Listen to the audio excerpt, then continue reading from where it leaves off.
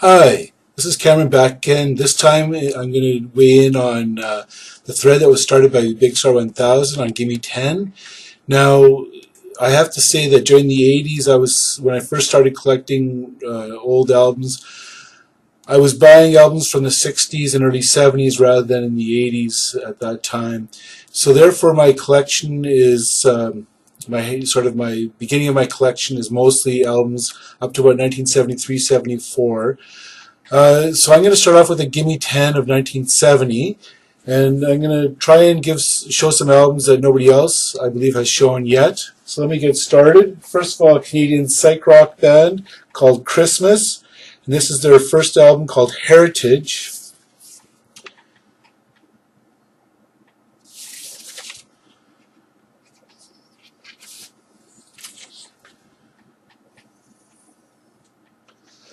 So this album has some great vocals by the lead vocalist, Bob Bryden, and they bring in some different psych sounds into it. Now they're quite well known throughout Ontario and a little bit in the rest of Canada. They had another few albums later on, one of which was a live album at, I believe, at Massey Hall. It's featured on Daffodil Records.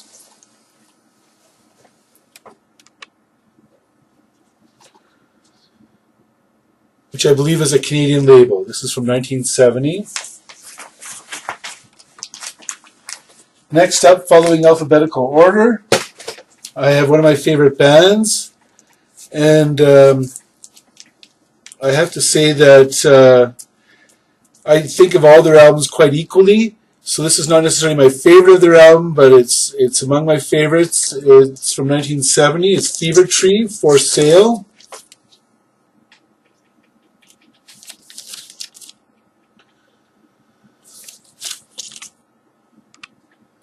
So this features a cover of I Put a Spell on You. She Comes in Colors, the love song, and also Hey Joe, which is a side-long cover on side 2. And as I said, this is my favorite album of theirs from 1970, but I also like their albums from 68 and 69. So that's Fever Tree, For Sale.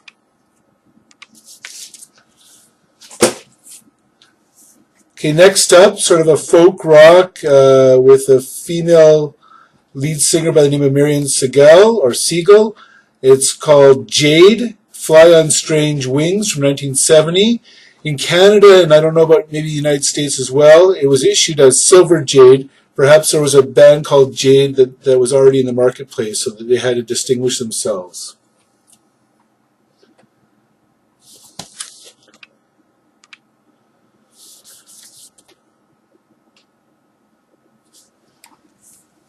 Next up, an art rock band, again featuring fabulous lead vocals.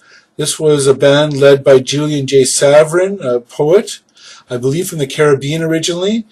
And the album is called, or the band is called Julian's Treatment, A Time Before This. Now again, in England it's a double album, but in Canada it's a single album featuring some of the top hits off of that album. I do have the Julian's Treatment double album on CD, but on LP I have the original Canadian edition from 1970.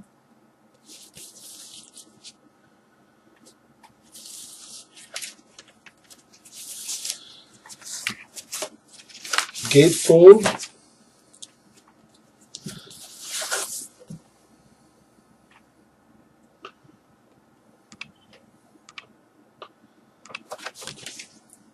And this is on the Decca label, the rainbow colored label.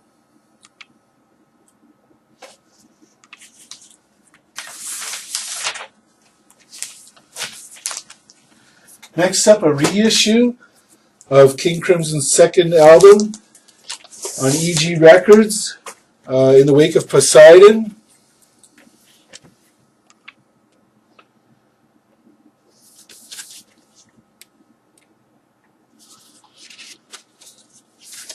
Gatefold again.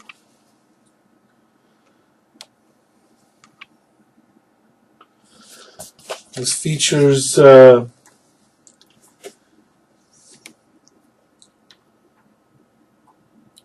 Cadence and Cascade, Devil's Triangle, Peace and End, a few other songs. So it's sort of a jazz rock sound, so one of the very first progressive rock albums. Next up, one of the first albums I bought when I started collecting old albums, and that was Lovecraft, Valley of the Moon, which is a soft rock, almost a rural rock, and it struck a chord with me. It made me really want to start collecting other albums. Now I know some collectors prefer the earlier version, H.P. Lovecraft, and I do too. I really like them, but for 1970 Lovecraft, Valley of the Moon, it's a very solid, soft rock album. We Can All Have It Together is the opening cut, and it sets the tone very well.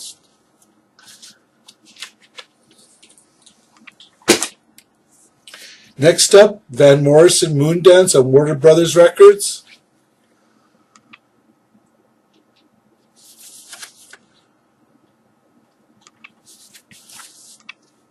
I know some people prefer Astro Weeks, but this album again really struck it for me, and I love Stone Me and Moondance and Come Running, Glad Tidings. These are all albums that I hum along to. I really, really enjoy them. Okay, the founder of Jesus Rock, so early Christian rock, Larry Norman, Upon This Rock. So this is often titled often named the very first Christian rock album.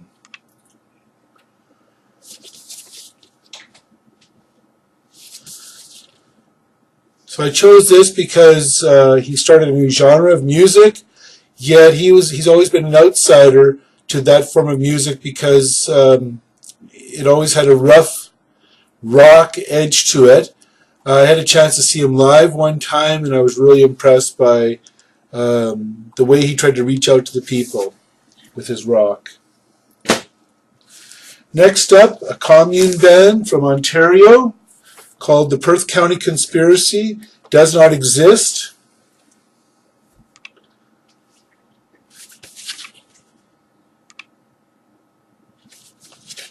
Gatefold.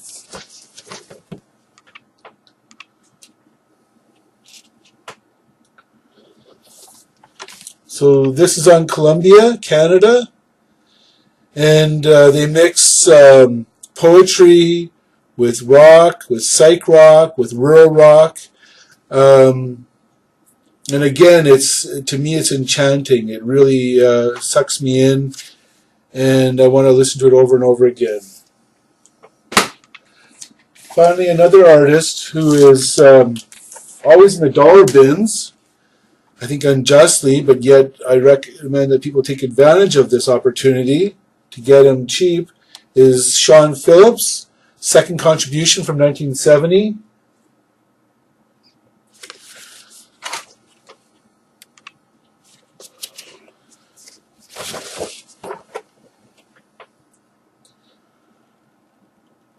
So again, here's an artist who doesn't quite fit within any single genre. He has an operatic voice, and he carries you along with his operatic voice. And I would say that this is an artist that you should give a chance to, especially when you see him in the dollar bins. I know that I've been enjoying his music now for 30 some odd years. Now, just a comment. I think that all these albums that I put into my Gimme 10 1970, first of all, it was hard to choose. There were a few other albums I was interested in including, but in the end I didn't choose. One of the Kaleidoscope albums, which is Psych, Folk Rock, Brighter Later of Nick Drake, Question of Balance of Moody Blues, but these other ones went out because I've been enjoying them for about 30 years. I find that my Gimme 10 albums are all albums that I've been enjoying, that have been a part of my life, that have been my companions for the last 30 plus years. So that's how I chose my Gimme 10s in the end. Nothing in recent years. I have to give new albums a better chance, but really it's these albums that I've been loving for so long that I chose for my Gimme 10. Hope you enjoyed it. Please leave your comments at the bottom, and have a good day, and please subscribe. Thanks a lot. Bye-bye.